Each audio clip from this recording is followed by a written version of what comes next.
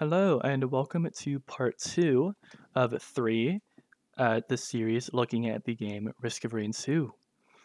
Again, just like I mentioned in part one, I usually do weather topics, talking about hurricanes and tornado outbreaks, but instead I decided to take a look at the game Risk of Rain 2. There is definitely a pun in there, but I can't find it. Maybe something to do with weather? I don't know.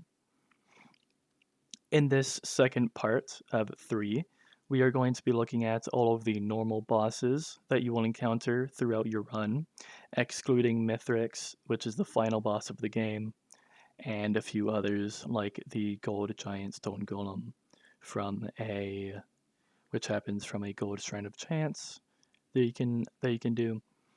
And we'll be looking at tips for them through the eyes of a Huntress main, which is me. That's me. So we have we have a total of 13 bosses in Risk of Rain 2, normal ones that you encounter when you activate the teleporter. And we only have two DLC bosses. One of them is the Void Devastator. The Void Devastator you will not encounter, at least should not encounter, unless you have the DLC and a Void Seed has spawned. The rest of them you should encounter normally, including the G construct if you have the DLC. A big note here, like I mentioned in part one, about elites, is that any boss can become an elite except for the magma worm and overloading worm.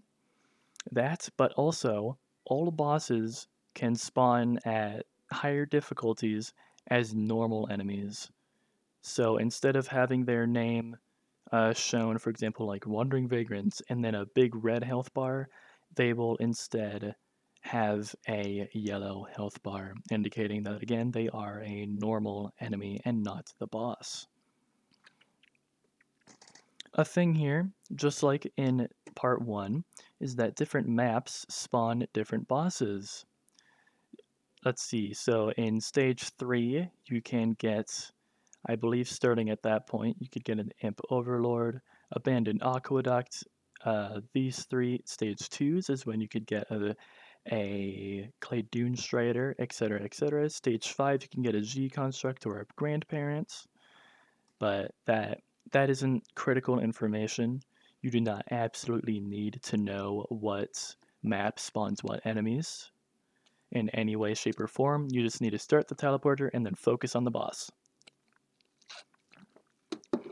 We have our short list of boss rankings here. We have 0 F tiers, although I did originally place the Imp Overlord in F tier. We have 2 D tiers, 2 C tiers, 3 B tiers, and 6 A tiers. So, quite a bit of dangerous bosses. We of course start with D tier because F tier didn't have any. This is the Imp Overlord and the Beetle Queen. Starting with the Imp Overlord. The Imp Overlord, after around 2 to 3 seconds after spotting you, when it first spawns, will simply teleport to your location.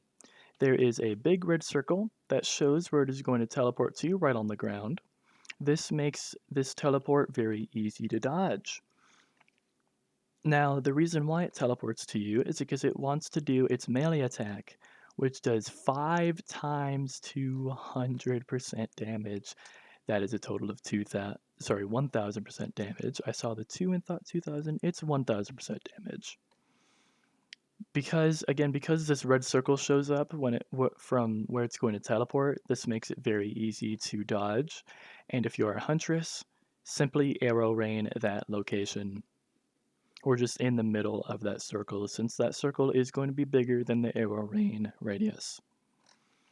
Because this melee attack does so much damage, you do want to run from that teleport, and also just relatively keep your distance away from the Imp Overlord. Imp Overlords also throw around 5 to 7 small spikes in a horizontal fan that, although weak and do inflict minor bleeding damage, you still don't want to run into them because it is still damage done to you. So just don't retrace your steps as often when kiting, or just get a rough location in your mind of where it threw those spikes and just jump over them, or just avoid them entirely. I personally, even as a Huntress main, have never had any problems with an Imp Overlord, even in groups of 2 to 4. And that's why the Imp Overlord is in D tier, nearly F tier. The Beetle Queen, on the other hand, summons its lackeys to do its work for her. The Beetle Queen summons beetles and beetle guards, as well as unique what the Risk of Rain 2 wiki calls flying beetles, but totally look like wasps, so I am going to call them wasps. And they also have a small shotgun-like acid attack. This is why the Beetle Queen is actually pretty dangerous close in. Because of that small acid attack, it does damage to you already, and then after you stand in it, it does do damage over time as well. All of her lackeys are pretty easy to deal with when you have your glaive, even if it's just one, or with multiple glaives when you have some backup mags. So the Beetle Queen, simply because she only really has one true attack that is her own, is in D tier as well, since the rest are regular enemies that you can fight off pretty easily, or at least should be able to. In C tier, we have the two enemies whose weakness is range. This is the Wandering Vagrant at the top and the Grove Tender. Starting with the Vagrant is purely ranged. It has one big destroyable slow moving projectile. Again, because this projectile is destroyable, as Huntress, use that time to glaive it so you can get some free damage off that glaive, possibly between that projectile and the vagrants, or between the enemies on the ground. It also has several fast-moving non-destroyable projectiles that it shoots at you. With distance, these are pretty easy to dodge.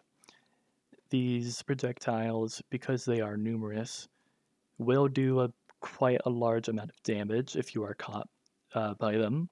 I have experienced that because I accidentally got too close to a group of them before on one occasion. So definitely be wary of your distance between a vagrant. Now, near the end of a vagrant's HP, it will do what is called supernova. This deals massive, massive damage to you and any ally. This, if you are full health, should not kill you, but bring you to enough HP where something can finish you off, so do be careful. Supernova, very thankfully, is blocked by terrain, or because the vagrants should have low enough HP, you can kill it if you are fast enough, which is indeed quite nice. Moving on to our Grove Tender. The Grove Tender shoots out from its little pouch here, which is barely visible, many, many, many, many killable small purple wisps. These are smaller than lesser wisps. And it also shotguns large chains out at you. Excuse me. If these chains do catch you, they do damage and also pull you in towards the Grove Tender. However, both of these attacks are really easy to dodge for the most part. Just shoot the hell out of the wisps or just use glaive. And with enough movement speed, you should be able to dodge the chains pretty easily. The shotgun, for the most part, also seems to 95% of the time completely miss you and go all around you instead of actually directly towards you. I've seen this numerous times where I've been right in the middle of a giant ring of chains that a tender has shot at me. It's like, wait, what? What? How did you not get me? How did the Grove Tender not hit me? It is quite strange. But we move on from the Grove Tender. We move on to B tier as well. The B tier consists of the Clay Dune Strider, the Magma Worm, and the G Construct. The G Construct, like you saw, is spelled XI. I do not know how to pronounce that, so I apologize, and I'm going to be calling it G. If my pronunciation is wrong, I'm sorry. I'm a full-blooded American who doesn't know how to pronounce anything else besides Americanese. The Dune Strider is the first one on this list. The Dune Strider is purely ranged. It has two attacks. Its first one is shooting numerous small clay balls from the lid up top here. That's what this little thing is between its big old eyes with even bigger older eyebrows. And it also shoots very big grounded clay balls that try and track you from its little end down here where all of its tentacles are shooting out. The Dune Strider also has a heal when it gets to low enough HP.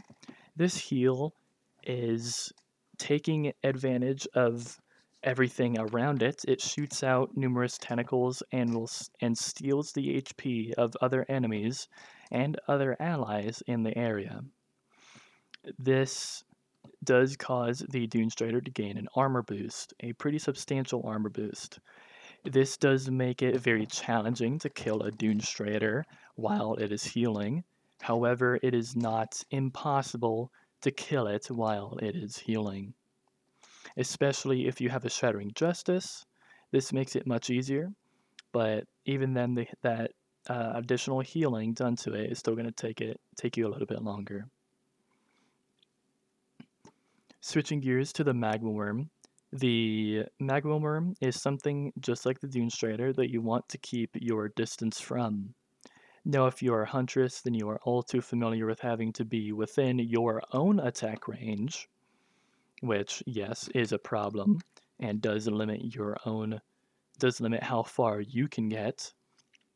For example, with a Dune Strider, it will likely be trying to top off its HP by getting rid of your own, because you have to be within your own range. But besides that, with the Magma Worm, again, keep your distance away from it.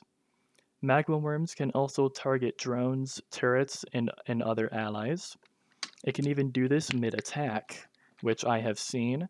And I've also seen a Magma Worm spawn from the teleporter and immediately go after a healing drone that was pretty far away, which was annoying.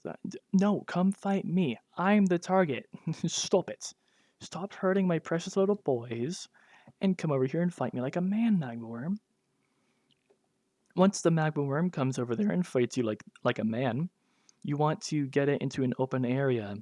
That's because Magma Worms and Overloading Worms go in and out of terrain, trying to attack you, mainly by dealing burning damage. By getting it into an open area, you are reducing the amount of times that it can go in and out of terrain, reducing how much terrain it has to work with. So it is going to be very beneficial for you. Now, the G construct, again, if my pronunciation is wrong, I'm sorry, will actually distance itself away from you. I've seen this firsthand. The G construct will summon 4 alpha constructs on its 4 panels, as you can see here, periodically. And you can pretty easily deal with these by using Crowbar plus Gasoline and a Glaive, because Gasoline causes enemies to ignite near one that you killed. You are going to be igniting the G construct and the other alphas, and it's going to be quite nice. It has also a hyper beam like attack that it shoots from the center, as you can see this, just the glowing bright center there. It's a hyper beam like attack that does some pretty big damage. You do want to avoid that.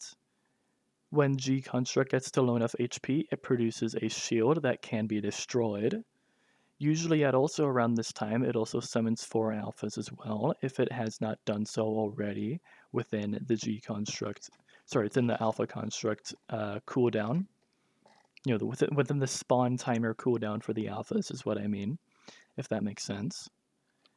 Oops, and other than that, the G construct is relatively simple. There's nothing really else to the G construct. In A tier, again, we have 6 bosses. This is the Grandparents, the Overloading Worm, the Scavenger, the Stone Titan.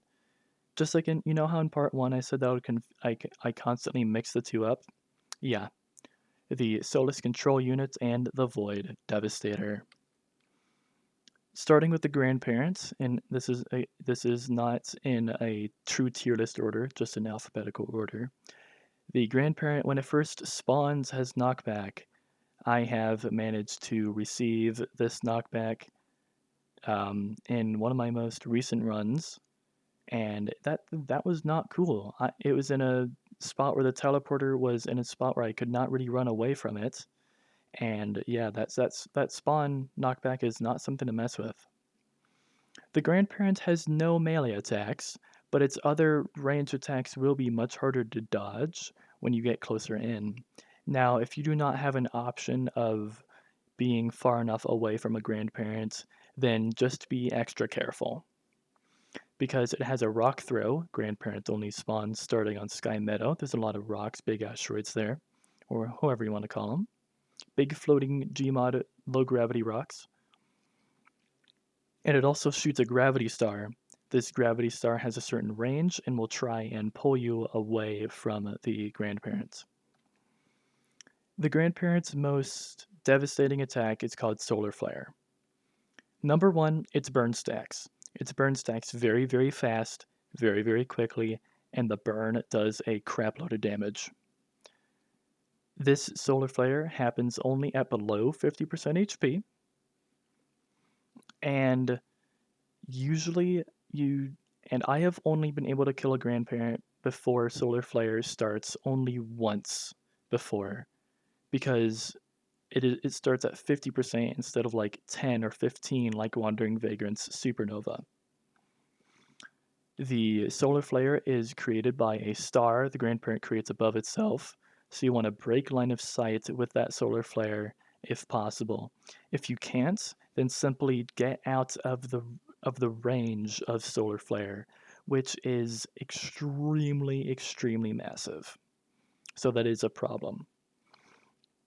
Note that solar flare does damage to other enemies, of course does damage to allies as well. So a solar flare essentially resets the playing field, which is actually quite nice. Thank you. I'd like a one-on-one again. Now, the overloading worm can also spawn, starting at stage 5, Sky Meadow. And you want to fight an overloading worm the same you do a magma worm, but be much more cautious about keeping your distance. I know I went over types of elites before in part 1. The overloading worm is not an elite magma worm.